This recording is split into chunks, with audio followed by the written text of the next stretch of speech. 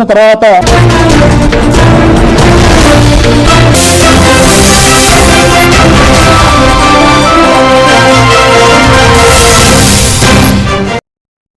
Welcome to even TV news. నేను ప్రియాంక.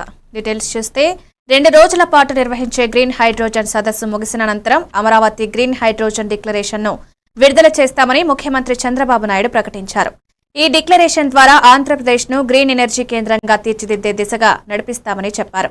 ఏడాది తర్వాత మళ్లీ సదస్సు నిర్వహించి డిక్లరేషన్ అన్నారు. ప్రపంచానికి మార్గదర్శకంగా ఉండేలా రాష్ట్రం పునరుద్ధరణకి ఇది కీలకమవుతుందన్నారు. గ్రీన్ హైడ్రోజన్ వినియోగంతో స్వచ్ఛమైన భవిష్యత్ సాధ్యమవుతుందని, రాష్ట్రానికి పెట్టుబడులు ఆకర్షించే అవకాశం పెరుగుతుందన్నారు. ఈ సదస్సు తర్వాత రాష్ట్రం గ్రీన్ ఎనర్జీ రంగంలో మైలురాయిగా నిలుస్తుందని చంద్రబాబు స్పష్టం. Starting from here, one is Quantum Valley, quantum computing, technology with deep tech, everything. How to protect environment. There you need green energy and also downstream industries, total ecosystem. You can imagine if you can protect nature and you can use technology in a big way, sky is the limit for development. Or otherwise you will have all problems. That is where 2 valleys are coming here. One is Quantum Valley for computing and also technology. One is Green Hydrogen Valley from here to protect nature for sustainability. That is very, very important. Here I am asking SRM. They have done good work. This is only the beginning. I am requesting SRM to take lead to bring industry, green hydrogen players who are all in the field, and also research organizations and all users. How to take to logical conclusion. Today, it is a matter of cost. If you scale up, and at the same time, if you can go for innovations, you are all here. Our youngsters are also here. Continuously you will think you will get so many solutions. How to 10 ఏళ్లుగా Palamuru Rangareddy project పూర్తి చేయకపోవడంపై మాజీ CM KCR ను రేవంత్ రెడ్డి ఘాటుగా ప్రశ్నించారు. 10 ఏళ్ల పాటు అధికారంలో ఉన్నప్పటికీ ఈ కీలక ప్రాజెక్టును పూర్తి చేయకుండా నిర్లక్ష్యం చేసినందుకు జవాబుదారీగా ఉండాలని డిమాండ్ చేశారు. ప్రాజెక్టు నిర్మాణం నెమ్మదిగా సాగడమే సూచిస్తోందని ప్రజలు ప్రశ్నిస్తున్నారని రేవంత్ అన్నారు. ఈ ప్రాజెక్టు పూర్తయితే పలు జిల్లాల్లో సాగునీరు, తాగునీటి సౌకర్యాలు మెరుగవుతాయని గుర్తు చేశారు. ఇప్పటికైనా బీఆర్ఎస్ నేతలు ప్రజల ఎదుటకు వచ్చి స్పష్టత ఇవ్వాలని డిమాండ్ చేశారు. నీళ్లు రాలే, మా ఎండిపోతున్న పొలాలను చూసి మా కళ్ళల్లా నీళ్లు దారగట్టినాయి. అందుకే కదా నాడు నీ కండగా నిలబడి ఈ పాలమూరు జిల్లా మొత్తం జై తెలంగాణ అని నీ పార్టీని గెలిపిస్తే 10 సంవత్సరాలు ముఖ్యమంత్రిగా ఉన్న చంద్రశేఖరరావు గారు, నేను నిన్ను సూటిగా అడుగుతున్నా, నా గడ్డ మీద నుంచి నా పాలమూరు రంగారెడ్డి ఎత్తిపోతల 10 ఏళ్లలో ఎందుకు పూర్తి చేయలే? నా కల్వకుర్తి ఏమైంది? నా నెట్టంపాడు ఏమైంది? నా భీమా ఏమైంది? నా కోయిల్ సాగర్ ఏమైంది? నా జూరాల ఏమైంది? ఇవాళ నా జిల్లాల ఉన్న ప్రాజెక్టులను ఉమ్మడి రాష్ట్రంలో జరిగిన అన్యాయం కంటే నువ్వు ముఖ్యమంత్రిగా ఉండి మేము ఎంపిక చేసి పార్లమెంట్ గెలిపిస్తే మాకు ద్రోహం చేసింది, మా గుండెల మీద తన్నింది నువ్వు కాదా అని నేను ఈ గడ్డ మీద నుంచి అడుగుతున్నా. 10 సంవత్సరాలు 20 లక్షల కోట్లు ఖర్చు పెట్టిన చంద్రశేఖరరావు ఒక 20,000 పెట్టినుంటే 20 లక్షల ఎకరాలు పాలమూరు జిల్లాలో మా భూములకు నీళ్లు వస్తుండే కదా. కాళేశ్వరం మీద 1,00,000 కోట్లు ఒకే ఒక్క ప్రాజెక్టుకు. మా అక్కలు వినాలి మిత్రులారా, ఇవాళ ఆలోచన చేయండి. నిజంగానే 10 సంవత్సరాలు చంద్రశేఖరరావు గారు ముఖ్యమంత్రిగా ఉన్నప్పుడు 20 లక్షల ఏపీలో తెలుగుదేశం నేతలు కాలకేయుల్లా తయారయ్యారని వైఎస్ఆర్సీపీ ఎమ్మెల్సీ వరదు కళ్యాణి ఆగ్రహం వ్యక్తం చేశారు. నగరి టీడీపీ ఎమ్మెల్యే గాలి భానుప్రకాష్ మాజీ మంత్రి రోజాపై చేసిన దిగజారిన వ్యాఖ్యలు అశ్లీలంగా ఉన్నాయని ఆక్షేపించారు. అలాంటి వ్యాఖ్యలకు బహిరంగంగా క్షమాపణ చెప్పాలని డిమాండ్ చేశారు. మహిళలను అపహాస్యం చేసే వ్యాఖ్యలు చేసిన భానుప్రకాష్ ను వెంటనే అరెస్టు చేయాలని డిమాండ్ చేశారు. ఈ వ్యవహారంపై రోజా పోలీస్ స్టేషన్లో ఫిర్యాదు చేశారని తెలిపారు. ఇంత దారుణమైన వ్యాఖ్యలు చేసిన సీఎం, డిప్యూటీ సీఎం, మహిళా హోంమంత్రి అనిత, టీడీపీ ఎవరూ స్పందించకపోవడాన్ని కళ్యాణి తప్పుబట్టారు. ఈ రాష్ట్ర ప్రజలందరూ కూడా విన్నారు. ఎంత దారుణంగా మాట్లాడడం నిజంగా చాలా దురదృష్టకరం. ఒక ఎమ్మెల్యే స్థాయిలో ఉండే వ్యక్తి ఎంత దిగజారిపోయి మాట్లాడారు అంటే వీళ్ళకి మహిళలంటే ఎంత చులకన భావమో అర్థం చేసుకోవచ్చు. ఖచ్చితంగా గాలి భానుప్రకాష్ ని అరెస్ట్ చేయాలి. అసలు తెలుగుదేశం పార్టీ ఎమ్మెల్యే కదా గాలి భానుప్రకాష్ అనే వ్యక్తి. ఆ అధినేత అయిన చంద్రబాబు నాయుడు గారు ఖచ్చితంగా సస్పెండ్ చేయాలి పార్టీ నుంచి. ఇలాంటి వాళ్ళు మీ టీడీపీ ఎమ్మెల్యేలుగా ఉండడం మీ పార్టీకే పరువు తక్కువ అని తెలియజేస్తూ ఉన్నాను. గాలి భానుప్రకాష్ వెంటనే బహిరంగ క్షమాపణ రోజా గారికి వెంటనే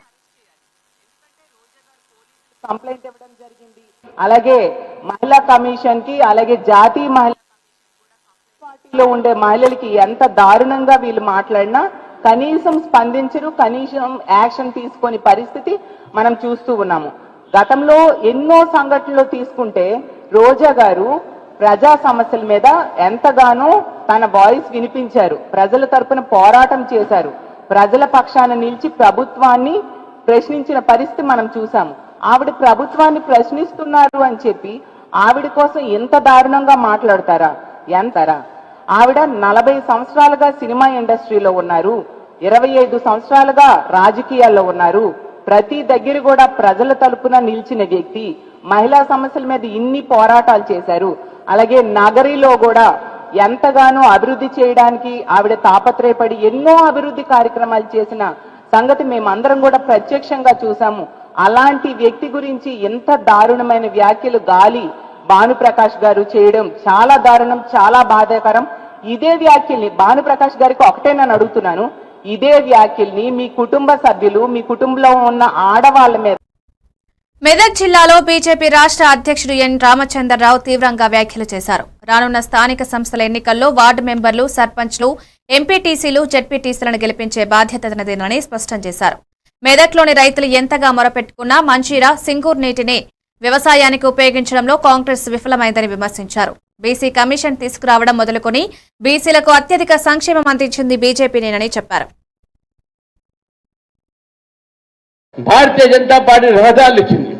అంటే ప్రధానమంత్రి ఈరోజు బీసీ కులస్తులు అని చెప్పేసి మేము అందరూ గుర్తుపెట్టుకోవాలి. ఈరోజు క్యాబినెట్ లో దాదాపు 20 మంది పైగా మంత్రులు బీసీలు ఉన్నారు. అతి ఎక్కువ మంది బీసీలే ఈరోజు మనలో ఎంపీలు ఉన్నారు, ఎమ్మెల్సీలు ఉన్నారు, ఎమ్మెల్యే ఉన్నారు. ఎమ్మెల్యేలు కూడా భారతీయ జనతా పార్టీలో ఎక్కువ మంది బీసీలు ఉన్నారు. మరి మీ పార్టీలో నన్ను మొన్న అడిగారు, బీసీ బీసీ అని చెప్పి మీరు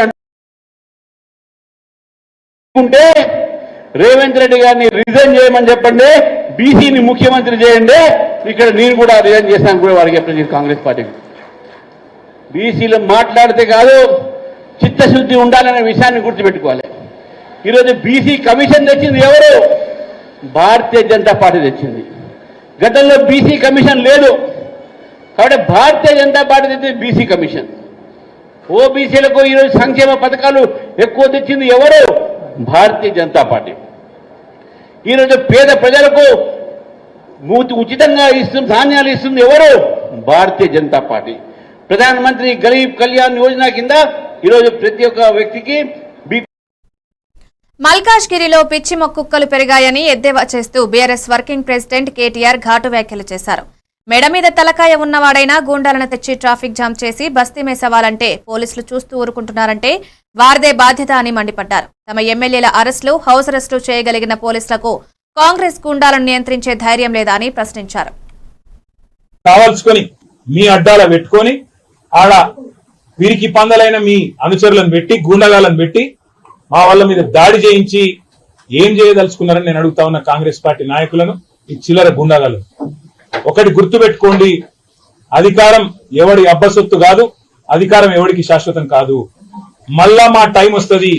ఇవాళ కట్టు బానిసల్లాగా పనిచేస్తున్న అధికారులు ఎవరైతున్నారో నేను వాళ్ళకి చెప్తున్నా, ఇలా రాసి పెట్టుకోండి.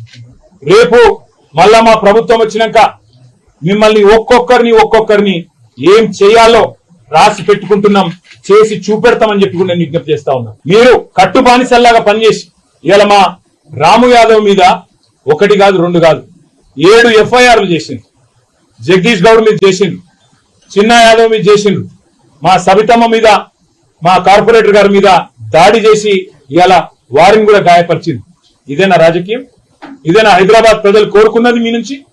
మీకు దమ్ముంటే, చేతనైతే మాకంటే ఎక్కువ అభివృద్ధి చేయండి, హైదరాబాద్ లో చేసి చూపెట్టి ప్రజల మనసు గెలవండి.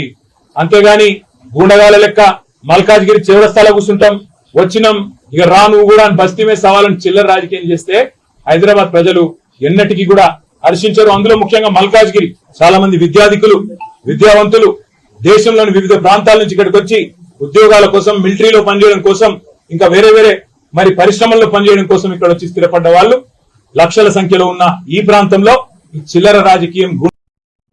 తానేం చేశాడో చెప్పుకోలేని స్థితిలో ఉన్న చంద్రబాబు జగన్ పై విమర్శలు చేస్తూ రాజకీయ పబ్బం గడిపే ప్రయత్నం చేస్తున్నారని వైఎస్ఆర్సీపీ ప్రధాన కార్యదర్శి గడికోట శ్రీకాంత్ రెడ్డి విమర్శించారు. రాష్ట్ర అభివృద్ధికి ఏం చేశారో చెప్పలేని చంద్రబాబు విమర్శలతో ప్రజలను మోసం చేయలేడన్నారు. వైఎస్ఆర్సీపీ హయాంలో చేసిన అభివృద్ధి పనులను చూసి అసూయతో మాట్లాడుతున్నారని ఎద్దేవా చేశారు.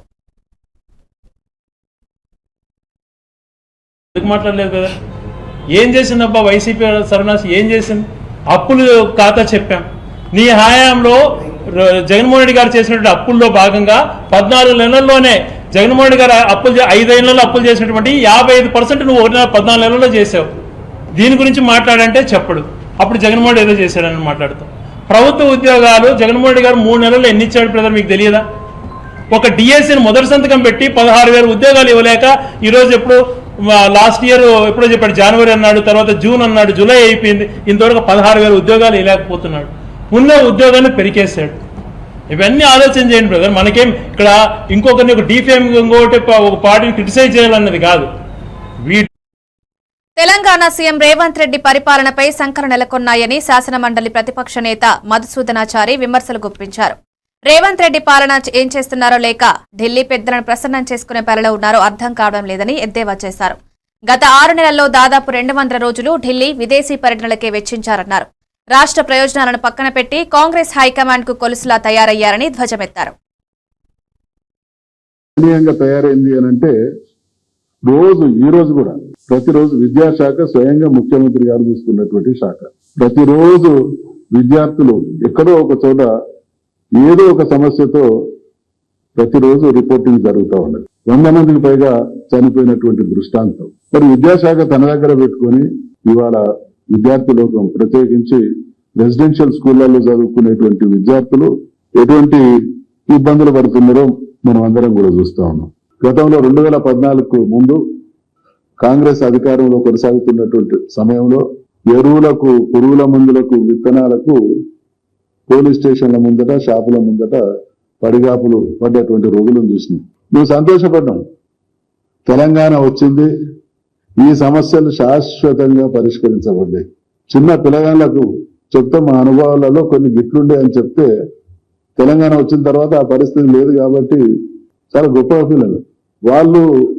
అటువంటి పిల్లలు ఇవాళ మమ్మల్ని అంటున్నారు, మీరు లేరని అన్నారు, పరిష్కారం చేసినామన్నారు. మళ్ళా ఆ సీన్స్ రిపీట్ అవుతాం.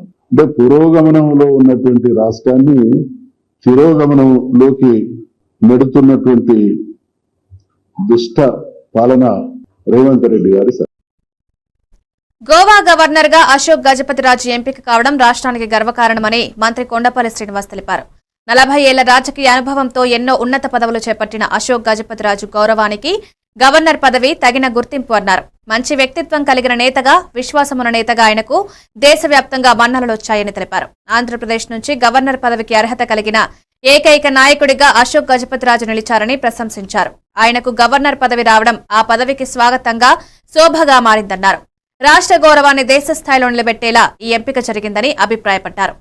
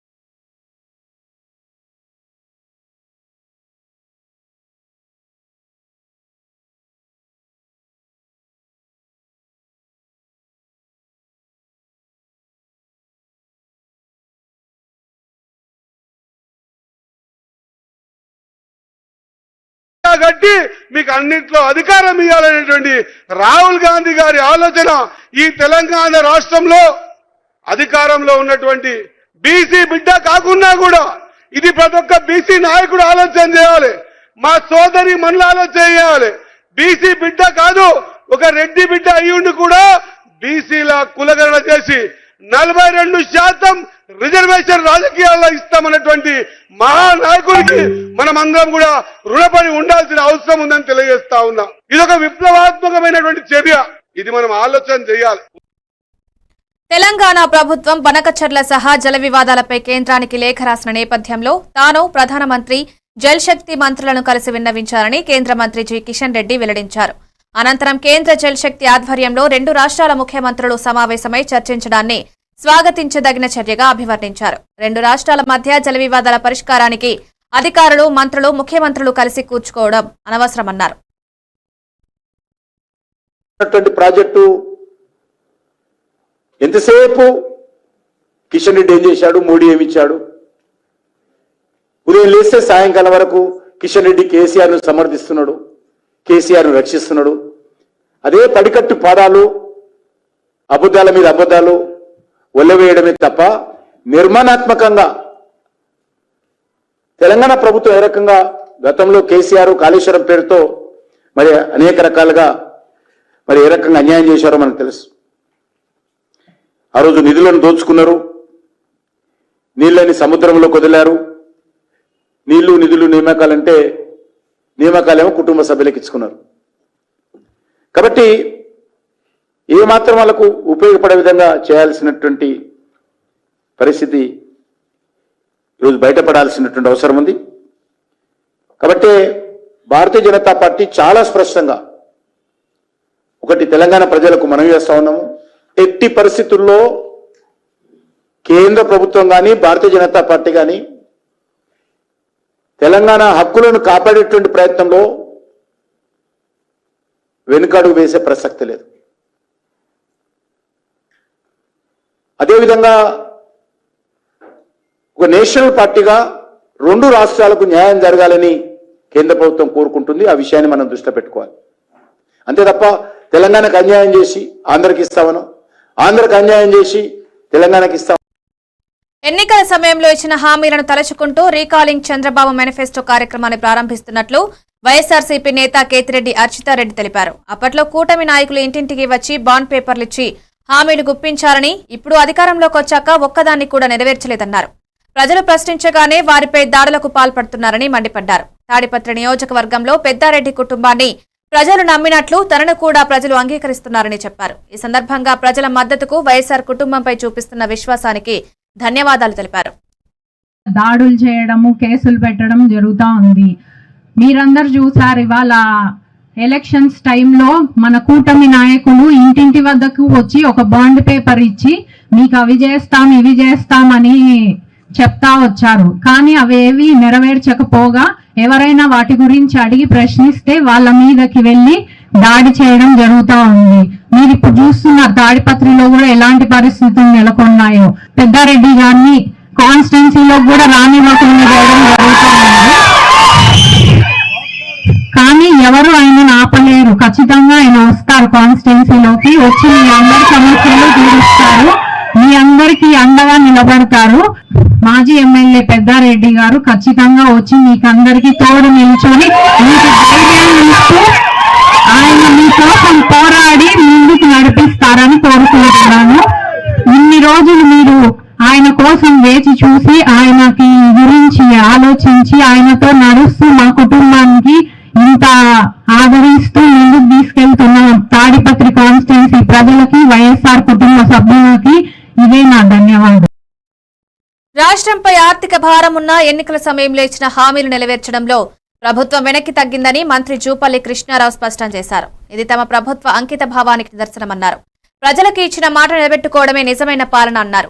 సంక్షేమం, అభివృద్ధి రెండూ సమానంగా నడిపే దిశగా ప్రభుత్వం కృషి చేస్తోందన్నారు. నిధుల తక్కువతనంతో పనులు ఆలస్యమైనా ప్రజలకు న్యాయం జరిగేలా చర్యలు తీసుకుంటున్నామని చెప్పారు. హామీలు నెరవేర్చడంలో ప్రభుత్వ సంకల్పం అటర్ లాంటిదే అని అన్నారు. ఈ విషయంపై ప్రతిపక్షాలు అనవసర విమర్శలు చేయడం దురుద్దేశపూరితమన్నారు. ఈ రాష్ట్రాన్ని 64 సంవత్సరాల పాటు 22 మంది ముఖ్యమంత్రి పరిపాలించారు కాంగ్రెసు, అందులో ఎన్టీ రామారావు గారు, చంద్రబాబు నాయుడు గారు.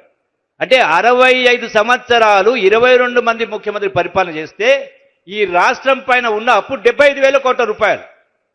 ఈ 75,000 కోట్ల రూపాయల అప్పుకు మీరెట్లయితే మహిళలు కానీ రైతులను బ్యాంకులు అప్పు తెచ్చుకుంటారో ప్రభుత్వం కూడా బ్యాంకుల ద్వారా, ప్రపంచ బ్యాంకు ద్వారా, రిజర్వ్ బ్యాంకు ద్వారా అప్పు తెచ్చుకుంటుంది.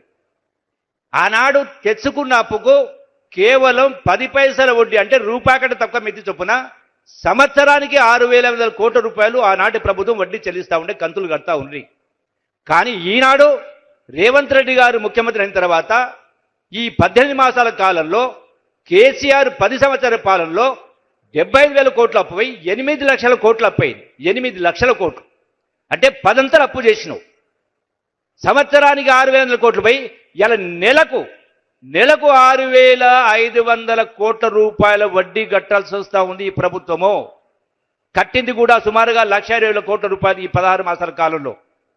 అంటే ఇంత ఆర్థిక దుర్భర పరిస్థితి ఉన్నా కూడా ఈనాడు ఇన్ని కార్యక్రమాలు చేస్తూ ఉంటే ఏమంటాడు కేసీఆర్? మీ బంగారం మాట్లాడతాడు, ఎక్కడ పోయిన 2,500 రూపాయల పెన్షన్ మాట్లాడతాడు.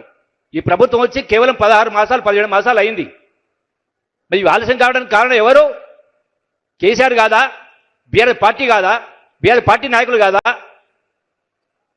మళ్ళీ తగుదల మాట మళ్ళీ వాళ్ళే గొంతు చించుకొని మాట్లాడుతూ ఉంటారు. ఇది ఎట్లా న్యాయం అవుతుంది?